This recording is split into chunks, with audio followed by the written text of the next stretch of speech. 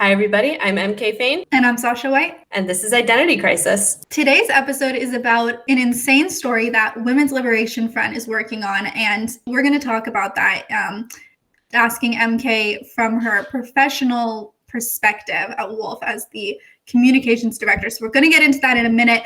This case is about inmates. We've all been hearing about transgender identified people in prison. And if you don't know the very, very bare bones of the case, which we'll explain more in a minute, a woman in Washington state filed a Freedom of Information Act request to find out how many male prisoners were transferred to women's prisons in Washington state. And the ACLU sued to block this information being released. A judge, I believe, backed them up, but it has now come out that there is evidence that there were indeed males transferred, multiple, and that some of them are potentially rapists. And there may have even been incidents of sexual assault of the women after the men were transferred there. So this is a very serious story and something that's newsworthy yet not getting covered, which we see time and time again in the gender wars. So MK, you're going to tell us a little bit about this today from Wolf? Yeah. And so like you mentioned, my day job is I'm the communications director at the Women's Liberation Front. And there is no affiliation between Wolf and Identity Crisis or 4W or Plebity. And so I'm actually going to be speaking in my professional capacity today as a staff member at Wolf. So I thought that it might be helpful for me to switch maybe into professional mode instead. Give me one sec. I'll be right back. Oh, god damn, you look good with glasses. Thank you. I can't actually stand to wear these glasses. They drive me crazy. All right. So, MK, what are the bare bones? What should people know about this case? So like you mentioned, the gist of the case is that in Washington state, there was a report that initially ran on a local radio station called Kiro FM that included whistleblowing reports from outside or from inside of the women's prison that was basically saying that men were being transferred to these women's correctional facilities and that within the women's facility after these men were transferred, that sexual assaults were occurring from the men. And according to this whistleblower in the local radio station, they were talking about how terrified all of the women were in these facilities. And even the guards in these facilities were really disturbed and wanted to speak out about this, but were afraid to. And so what we saw then in response to that was many people submitted a PRA or Public Records Act request, which is very similar to FOIA at a federal level, and requested information related to the male prisoners who are supposedly being housed in women's facilities. So this included both Wolf's client, Andrea Kelly, as well as some other local newspapers who were looking to get information. Our client only requested aggregate numbers about the men who were housed in women's facilities, the number that had been transferred at certain times, and vice versa, the number of women housed in men's facilities, as well as their locations. The press, however, actually requested more detailed information about any specific infractions that had happened regarding these individuals once they were in the prisons, and really was looking for more details about what was actually happening in there. While the state was supposed to, there's, from our perspective, no reason why the documents that were responsive to these Public Records Act requests shouldn't have been released with personal redacted information or personal information redacted. What actually happened was that ACLU Washington, along with an organization called Disability Rights Washington, interfered when it became clear that these requests had been submitted and essentially sued to stop the prevention or stop the release of these records. And so the ACLU, who's representing these transgender male inmates, has pretty effectively stopped the release of these public records. And in the case, what happened, Wolf stepped in to defend our client, Andrea Kelly, and the press continued to fight for their right for the public records. And what we saw was that the records were the Department of Corrections identified what records were going to be responsive to the requests and listed all of those out in a document that is currently public information available online for anyone with a credit card who feels like downloading it. And what we saw in that public information is, number one, the answers to our clients' questions about how many men are housed in women's prisons. But more importantly, we also saw what documents were identified as responsive to the press's requests for information about infractions. And what we saw there is, number one, confirmation about who is actually in these prisons. And how many have been transferred? Yeah, so there's 7 total, 3 in the past year, from men's to women's. And we saw that there were records identified as responsive to these requests that include Prison Rape Elimination Act infractions. And what essentially this means, without them being able to say it outright, is that there are allegations of sexual assault against these men in the prison. And that much is clearly identified from the public documents. What's even more interesting, though, is that we know that the ACLU has seen the documents that were responsive, and there have been granted a preliminary injunction for the DOC to not release these records. And so what we have here is the ACLU has seen records that a man who claimed to identify as a woman has been transferred to a women's facility in Washington state, raped a woman there, allegedly, and they are now trying to cover up the record of that sexual assault. It's absolutely beyond disturbing to think about what the women in these prisons are going through right now. And what's even, maybe not even worse, but on top of it all, the judge in the case was really expressed an interest in preserving the ACLU's argument, essentially creating a completely fictitious PRA request exemption. And PRA is, remind us? The Public Records Act, the basically FOIA equivalent for Washington state. Because citizens have the right to access these records, right? Yes. So, yeah, how did the judge block this? What was his or her basis? Yeah, so his basis for blocking the request was that the safety of the ACLU's clients, aka these transgender males, would be at risk in the women's prison if they were outed. Now, this is a ridiculous argument for so many reasons. Number one, everyone already knows who they are. When they're transferred, the word gets around immediately who they are, what they've done, why they're there. And number two, they're not fooling anyone. They're in a prison. They don't have makeup and Instagram filters to try to make themselves look like women. They have communal showers. Yes, exactly. They're not fooling anyone. Everyone knows who they are and that they're not women. And as someone pointed out, which I thought was very astute, maybe they actually out themselves when they go around raping women. Well, it wouldn't exactly keep them covered up. Yeah, not so much. So the judge essentially blocked the release of these records with the preliminary injunction. And so now all we have is the DOC's kind of generic filing that explains what records are responsive. So the full records have still not been released. And so our client has still not had her rights upheld. And the irony of the American Civil Liberties Union blocking the civil liberties of a citizen of the United States of America is apparently lost on them. Has the ACLU released a statement about this? Have they said anything? Have they explained why they're doing this? Yeah, they did actually. When we put out our first statement saying that we were going to be representing Andrea in this case, they put out a statement essentially in response, basically trying to justify and trying to explain, oh, we're not really suing to block a citizen from doing their rights, and kind of just trying to justify their behavior. It was kind of just like a political non-statement essentially. Did they mention both? In that one, I don't remember, but yeah, we should link it and then people can read it for themselves because I'm not remembering that one off the top of my head.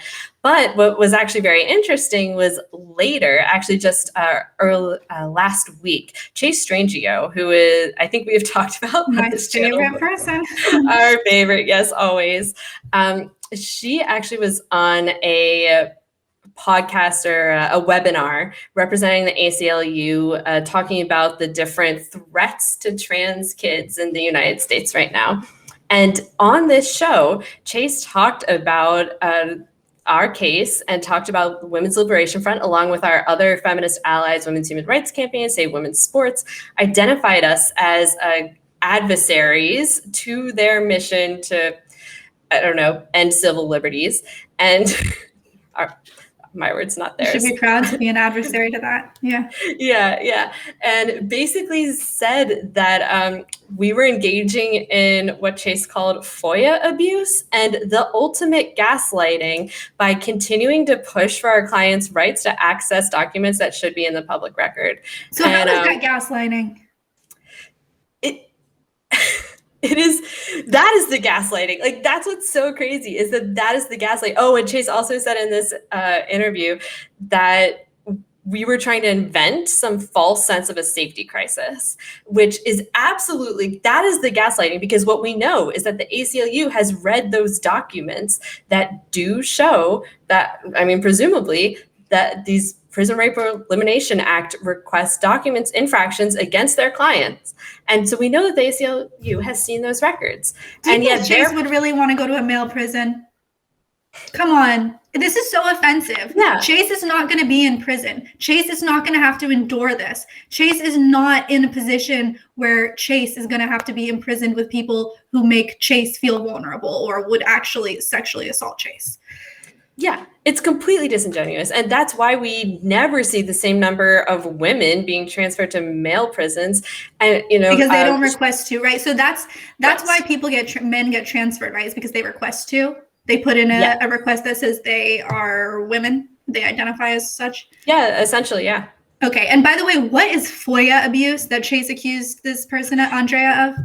It's not a thing. Essentially, what I can gather Chase might be referring to is... And FOIA is Freedom of Information Act. Yes. This is the federal act that gives citizens the rights to hold their government accountable, essentially by getting documents related to the public workings that we as taxpayers fund and that are supposed to be done in our interest. And so FOIA abuse, it's not a thing. I've never heard this phrase before, except out of Chase's mouth. But I assume what Chase would be referring to is attempting to tie government up in like annoying, having to retrieve documents and be responsive to the public. And, you can annoy a government body by submitting a bunch of requests and forcing them to give you documents. But this is a democracy. We are the people who the government is supposed to serve. And this is one of the foundational laws in our society that actually allows the public, especially the press, to hold the government accountable for what they're doing. And without this, which, by the way, the irony here of the ACLU of Washington being taking charge on trying to shut down these public records requests is absolutely nuts. The ACLU of Washington has not only used FOIAs, or Public Records Act requests, loads of times in their own cases, but they actually advocated successfully for the expansion of the Public Records Act in Washington in order to give them more ability to get the public records related to police cases and instances of police abusive force. That's stunning. Yes, and just the icing on the cake here was that our client, Andrea, in submitting her FOIA request, actually used resources provided by the ACLU themselves to help her learn how to submit a Public Records Act request on her own. My goodness. And by the way, so she was on her own. Was she submitting this request on behalf of someone else? No, she was just a totally random, curious person. Because when you Google FOIA abuse, what comes up, and I don't in any way know about this, I'm just briefly glancing over this DOJ website, the official government website. But the first thing that comes up is the what abuse of FOIA would be is if you're seeking the records on behalf of others. Oh, interesting. Yeah, so that's definitely not what it was. We had never heard of Andrea or spoken to her before we learned about her case. And then she got in touch with us looking for help.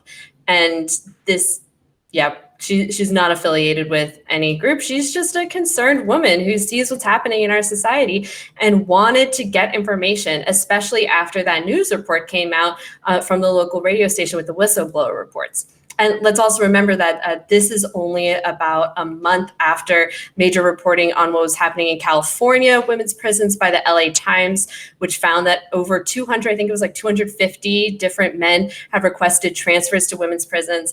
And there's previous studies that show that the based on the rates of trans prisoners, trans-identified male prisoners who are sex offenders, that about 50 of those current transfer requests would be coming from sex offenders. And this is the state of things right now. There are women who have spoken out against what's happened in California and are speaking out in Washington, and yet there are still states right now to this very day that are trying to enact similar policies, even though we know they're always devastating for the rights, safety, and dignity of women.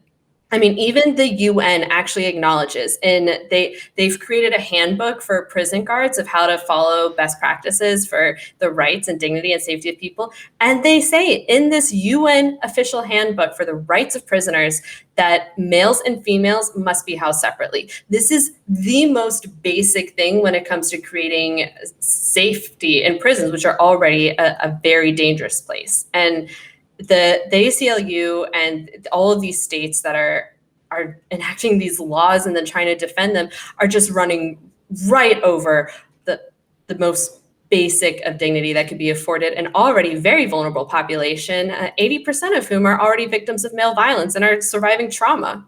Now, MK, do you know if there is any requirement that men have to undergo any kind of medical intervention before they are transferred? No, there's none. There is none. No. So they can come with a fully intact. Mm-hmm. Have the incarcerated women spoken out? Have you heard from them? Are their voices being heard? So to some degree, yes. There are women who are starting to speak out about this. And if you follow along, if you subscribe to Wolf for updates, then you will definitely be hearing some of these voices coming out soon. But unfortunately, it's actually really hard to speak to women in prison and actually amplify their voices because of just the state and the system. And something that we've started to be made aware of is the fear that women in prisons have. So there are women who want to disagree with these policies in prisons right now across the country that are afraid to speak out, not just because of they actually still have to live with these men, but they're also afraid of guards and what guards will say when they overhear them on the phones talking about this. They're also afraid for their families who are still out, who may be out of the prison and in a vulnerable situation. And the threats and bullying that they are facing inside these prisons is, shocking. And it begins day one. The minute these men enter, the bullying, the harassment, the threats, the assaults start. And we're seeing that pretty much across the board. And there are going to be specifics I think are going to be coming out. And the more people submit these FOIA requests in various states, then the more we're going to continue to get this information. And so right now, along with WHRC, Wolf has been working on submitting FOIA requests to all 50 states to get information. And we do have some states that are going to be turning over documents. We have some states that have tried to shut down the FOIA requests, like in Washington. And there's going to be, I think this is going to be the next scandal. The way that women's sports kind of blew up and helped derail the Equality Act. And, everyone was talking about women's sports, which is excellent. But the fact of the matter is what's happening in women's prisons is worse. These are the most vulnerable women in society by many measures, who are victims of male violence, who are largely in prison because of men, by the way. That's like a whole aspect of the women's justice system that is completely ignored a lot of the time, is the fact that these women are mostly in prison because they were doing something in response to male violence, because their boyfriend got them hooked on drugs, etc. And what we see is that it's not an issue that people care about, because they don't care about incarcerated women. These are the lowest women on the totem pole in society. And so their voices are really being silenced in this issue. And I hope and believe that we're going to be able to amplify them soon. So as you said, there is a real lack of care for incarcerated women. It's very disturbing, but one of the main arguments on the other side is they'll say, Well, prisons aren't safe anyway, and sexual assault is already happening in women's prisons, which is true. And they'll say, what do you think that this is going to make things worse? Things are already bad, and trans women aren't the predators here. They just want to be safe. So I want to just read a little quote from Kathleen Stock's book, Material Girls, which I'm reading right now.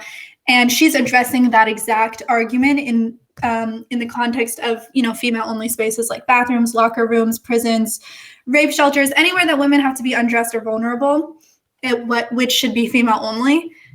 So she's summarizing this response and says, the trans activist might say, or anyone might say, are you saying all or most trans women are predators? No, obviously not. Just as to say that males generally should be excluded from women-only public space isn't to say that all or most males are predators. They aren't.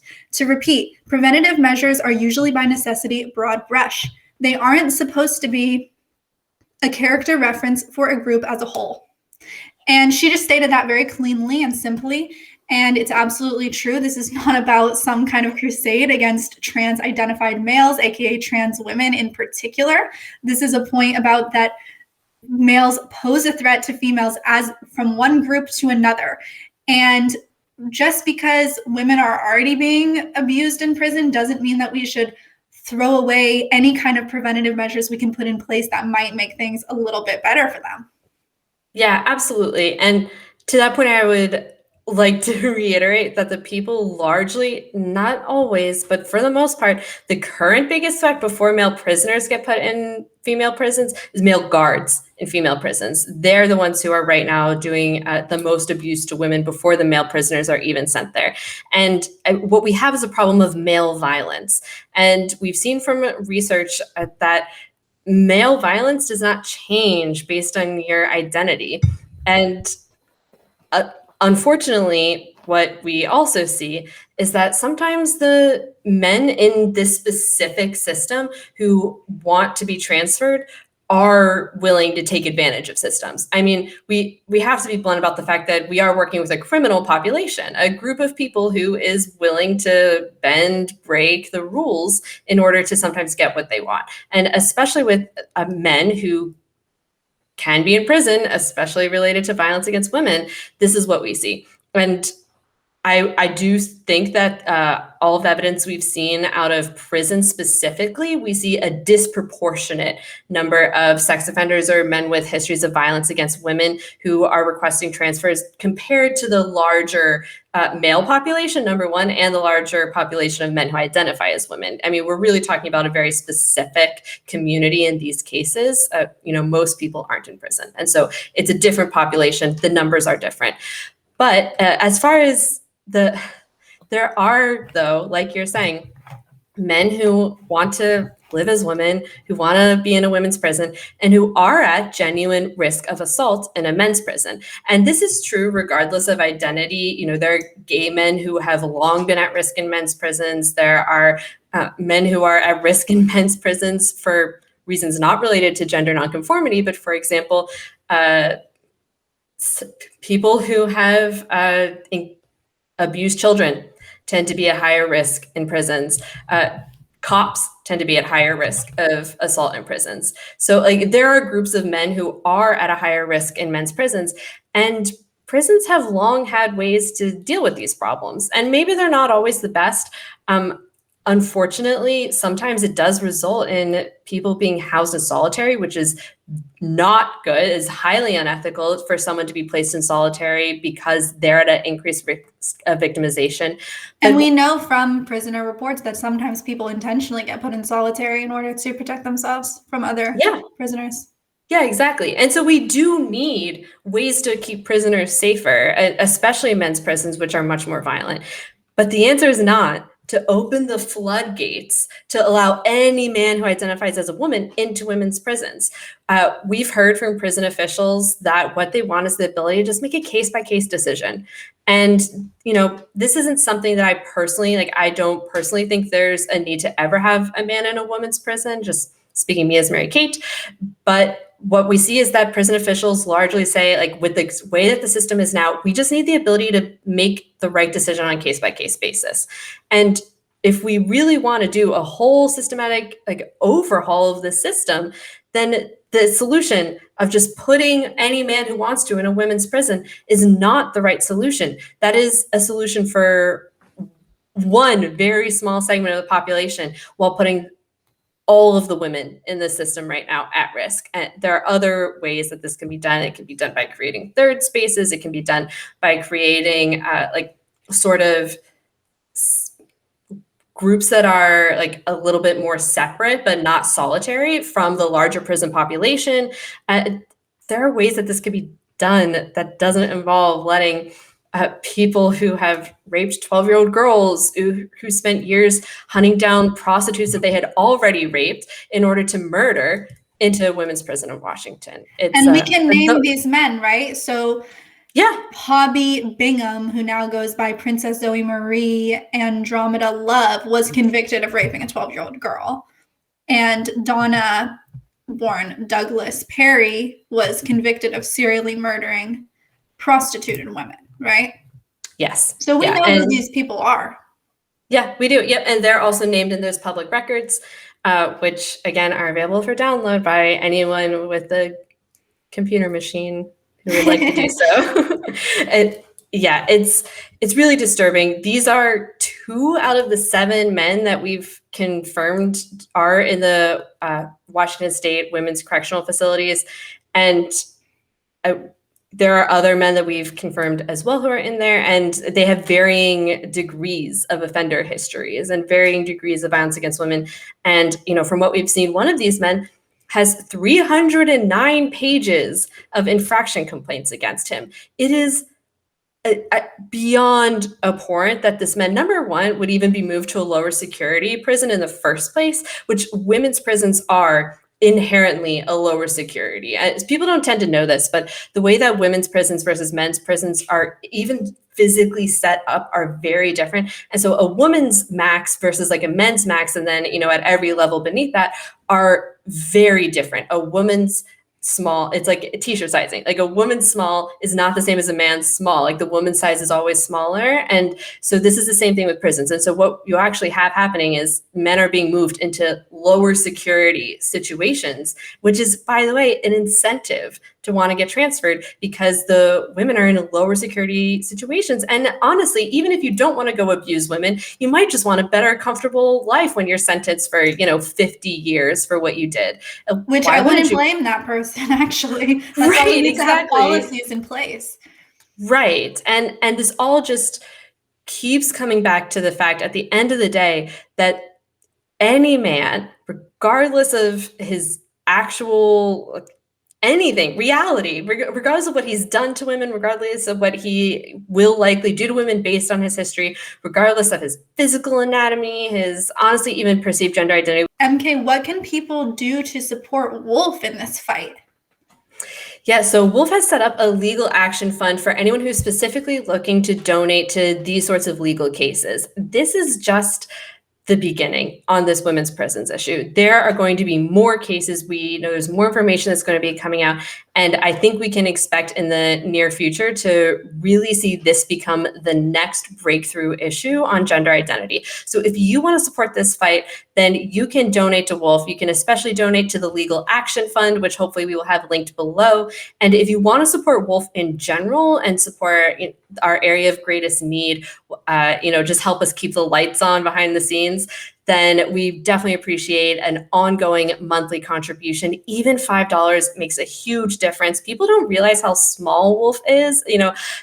We're fighting head to head right now against organizations like the ACLU, some of the best funded, massive organizations. And so all this is to say is we use your $5 as if it was $50. And we really put that money to good use. We're hyper focused on the areas that are going to have the biggest impact. We choose cases based on their ability to make a big stink in the storytelling and the media of it, or to potentially bring these cases all the way up to the Supreme Court and hopefully force the United States to reckon with these issues. So we are incredibly efficient with your donations, to the point where a small amount really does make a big difference. So I really please would encourage anyone who is able to consider giving to Wolf, especially to the Legal Action Fund, to support these cases, because there are women who are being suffering and being abused under the system, and they don't have anyone else. This is the thing that we hear over and over again from the women that we talk to,